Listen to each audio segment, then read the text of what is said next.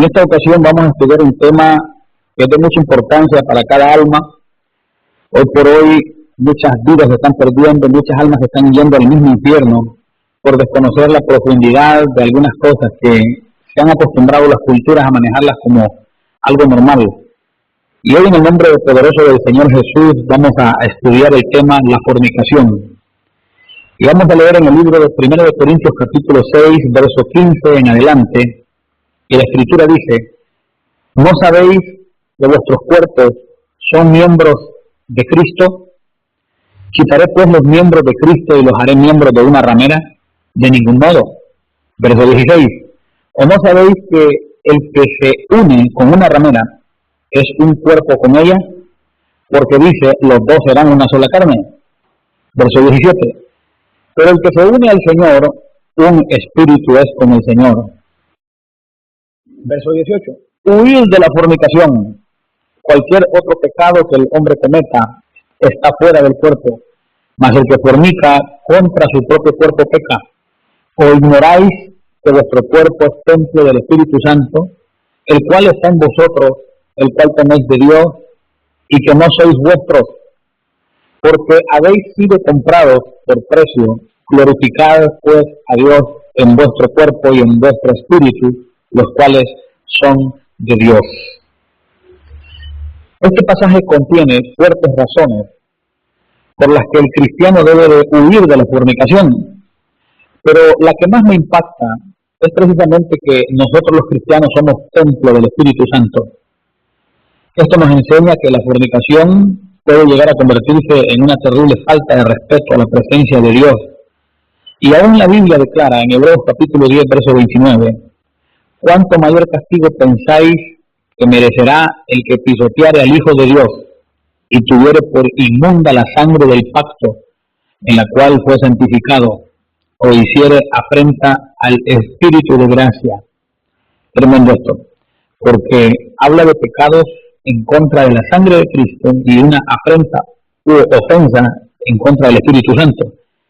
Y muchas veces pensamos en el pecado en contra del Espíritu Santo que es sin perdón. La blasfemia contra el Espíritu Santo es sin perdón. Pero cuando podemos ver en la Biblia que también se habla de pisotear al Hijo de Dios, aparece esto también en el mismo verso donde se habla de el pecado que es tremendamente castigado, de tal forma que aún dice acá, ¿cuánto mayor castigo pensáis que merecerá el que pisoteare al Hijo de Dios y tuviere por inmunda la sangre del pacto en la cual fue santificado, e hiciera frente al Espíritu de gracia? Es decir, que el pecado de blasfemia aparece también en su misma categoría el pecado de pisotear al Hijo de Dios y de alguna forma menospreciar o tener por inmunda, dice textualmente, la sangre del pacto.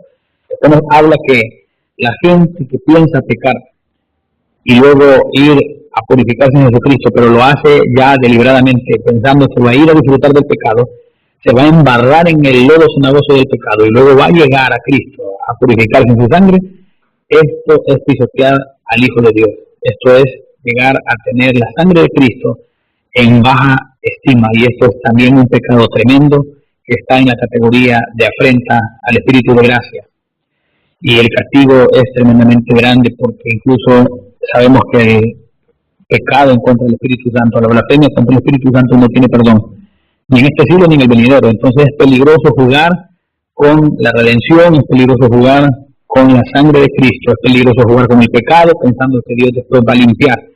Dios es purificador, Dios es restaurador, Dios es ayudador, pero Dios no permite abusos de la gracia, no permite que la gente quiera burlarse de su sacrificio, porque es algo santo, es algo que tenemos que valorar grandemente. Por eso el cristiano debe de cuidar su vida delante de Dios, porque todo va a depender de la obediencia, de la santidad, que Él nos mire en nosotros para podernos cubrir. El arrepentimiento también es parte del perdón, no es peco y rezo y empapo, no. Es cuestión de el corazón. Pero en este asunto de la fornicación es un tema muy delicado, a tal forma que la palabra del Señor nos muestra: resistir al diablo y él huirá de vosotros. Pero cuando se habla de fornicación, la instrucción de Dios es huir de la fornicación. Esto nos deja ver que el ser humano tiene una inclinación o atracción hacia este pecado de tal forma que puede ser vencido de una forma fácil. Todos tenemos un repelente natural, a unos que no son cristianos, tienen un repelente natural en contra de las tinieblas, es decir, que rechazan todo lo que no es de Dios, aunque no sean cristianos. Caen en los lazos de las tinieblas por engaños, por estratagemas, por procesos de las tinieblas que hacen que el hombre caiga cautivo, pero naturalmente aún el que no es cristiano tiene la conciencia para poder determinar lo bueno y lo malo. Eso es un regalo de Dios para aquel que no tiene su presencia y pueda saberse conducir. Por eso es que Dios también les juzgará a los que nunca conocieron a Cristo, porque Dios les dejó, y ahí Dios les dejó la conciencia y tienen ese repelente en contra de las tinieblas. Pero cuando hablamos de la fornicación, la Biblia nos deja ver que hay que huir de ella, pero al diablo se le resiste. A la fornicación no se le enfrenta, nos deja ver la palabra, porque es algo que puede vencer, porque tiene como un imán, tiene una atracción, tiene algo ahí que hace que el ser humano pueda ser fácilmente dañado. La Biblia dice que el hombre en los brazos de la mujer extraña es como un bocado de pan, es reducido a un bocado de pan. Entonces, esto es terrible. Estamos claros que la fornicación es toda relación sexual ilícita fuera del matrimonio. Dicho sea de paso, que el sexo fue un regalo dado por Dios desde el principio, aunque también hay instrucción referente a esto, porque en 1 de Tesalonicenses, capítulo 4, verso 3 y verso 4, dice la Escritura: pues la voluntad de Dios es vuestra santificación, que os apartéis de fornicación, que cada uno de vosotros sepa tener su propia esposa en santidad y honor. Al ver estos dos versos podemos ver que cualquier desorden dentro del matrimonio también es visto como fornicación, porque la intimidad debe de ser bien administrada, sin abrirle puertas a la lujuria. Aunque el tema no se centra en el adulterio, tengo que mencionar que el adulterio es toda relación sexual que una persona casada realiza con alguien que no es su esposo o su esposa. Pero el asunto es que esto también conlleva fornicación. Si pudiéramos ver una estadística de cuántas almas se han ido al infierno por causa de este pecado, nos sorprenderíamos, porque la gente, aún a sabiendas, lo comete arriesgando su propia eternidad. Por esto en los casados está presente la gran responsabilidad de tener satisfecho a su cónyuge, o satisfecha a su cónyuge, porque debido a las tentaciones que hay en el mundo, el ser humano puede ser seducido, caer en pecados tremendos. La Escritura declara en 1 Corintios capítulo 7, verso 12 en adelante: pero a causa de las fornicaciones, cada uno tenga su propia mujer y cada una tenga su propio marido. El marido cumpla con la mujer el deber conyugal y asimismo la mujer con el marido. La mujer no tiene potestad sobre su propio cuerpo, sino el marido, ni tampoco tiene el marido potestad sobre su propio cuerpo, sino la mujer. No os neguéis el uno al otro, a no ser por algún tiempo de mutuo consentimiento, para ocuparos sosegadamente en la oración y volver a juntaros en uno, para que no os tiente Satanás a causa de vuestra incontinencia. La Escritura nos deja ver que hay una responsabilidad en el matrimonio. Recordemos que también está escrito que el hombre saciado desprecia el panal de miel, pero al hambriento todo lo amargo le es dulce.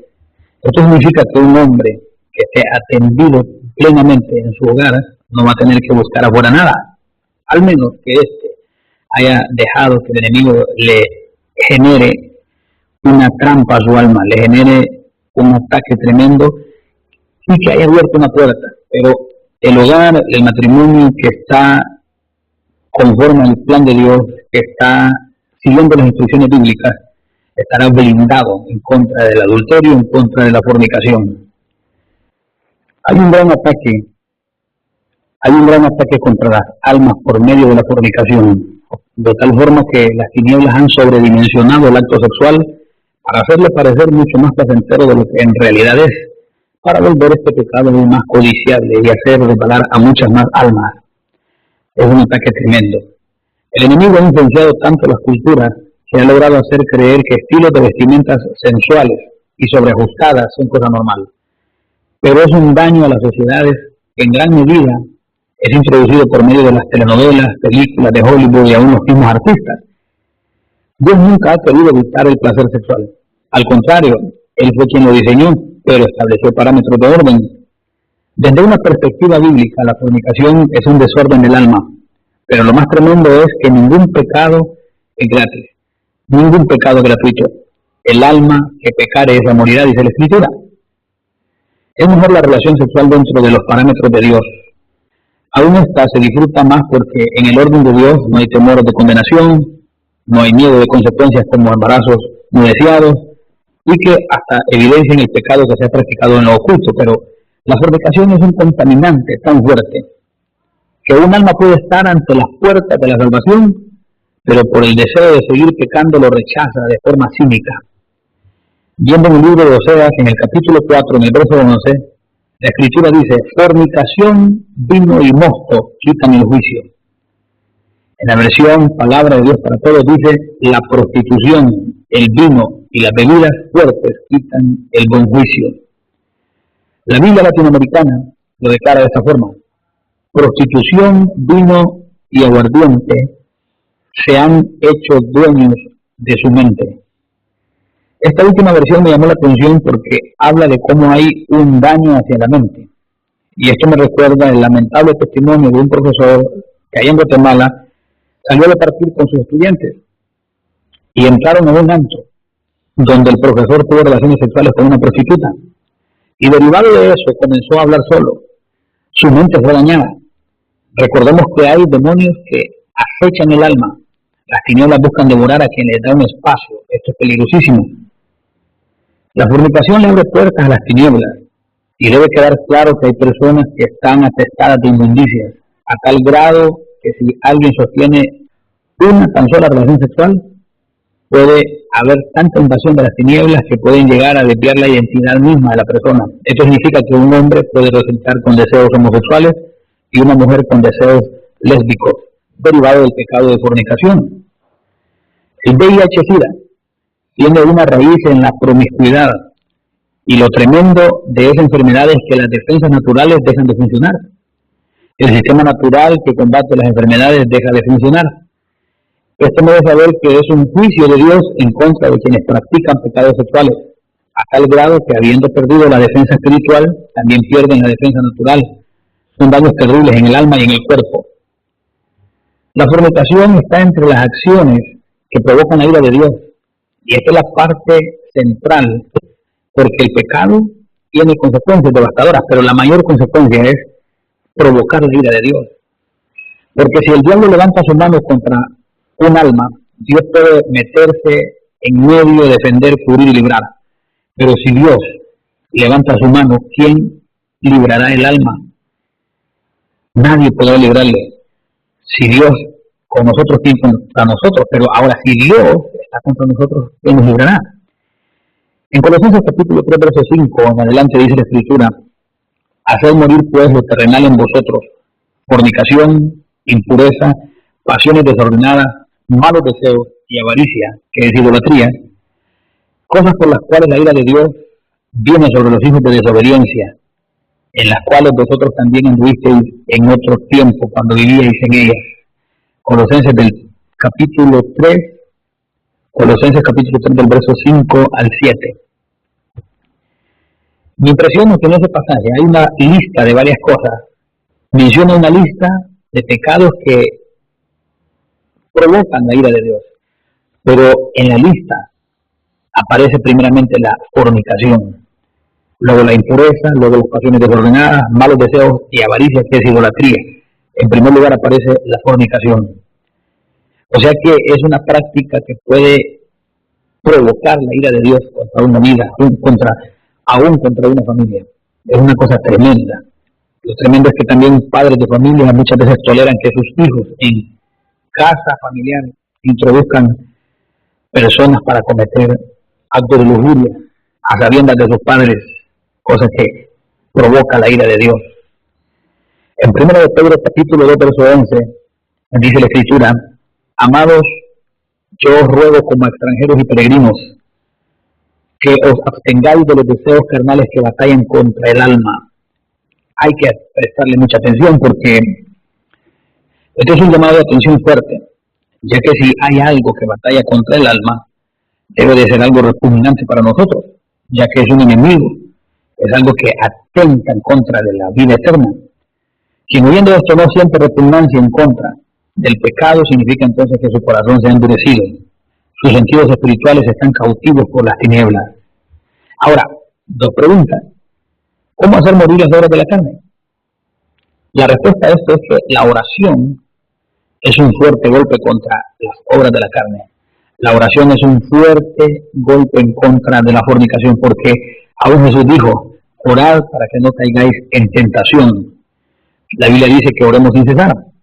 Es decir, que en el camino, en el trabajo, donde vayamos, podemos ir hablando con Dios. Esto genera un escudo protector de parte de Dios, para que la tentación no aceche nuestra alma desmedidamente, porque acechados estamos, pero hay una cobertura de parte de Dios que no permite que las tinieblas golpeen nuestra vida. Segunda pregunta, ¿cómo hacer para no dejarse atrapar?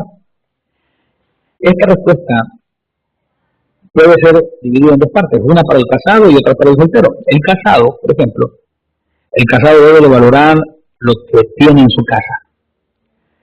Si el casado no valora lo que tiene en su casa, va a estar viendo para afuera. Tiene que enfocarse en lo que Dios le dio. Tiene que enfocarse en lo que eligió. Tiene que enfocarse en lo que tiene de parte de Dios. La Biblia dice que el que encuentra esposa encuentra la benevolencia de Dios. Entonces el casado tiene que poner la mirada en la bendición que Dios le ha dado en su hogar.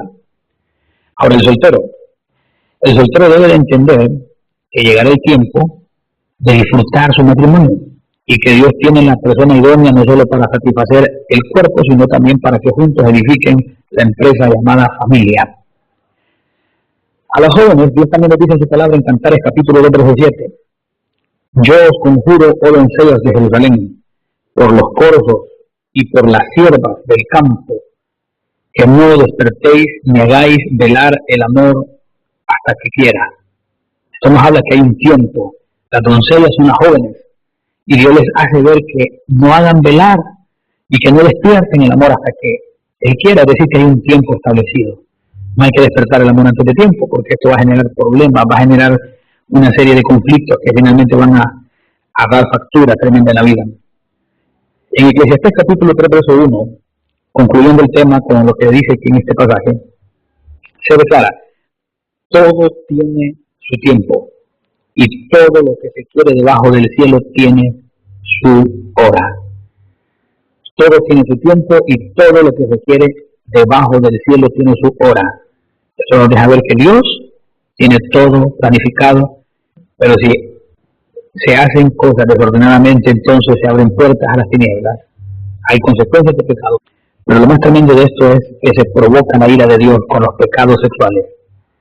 Que Dios nos guarde, que Dios nos cubra, que Dios nos libre y pongamos nuestras vidas siempre bajo la cobertura del Espíritu Santo para que podamos caminar en victoria.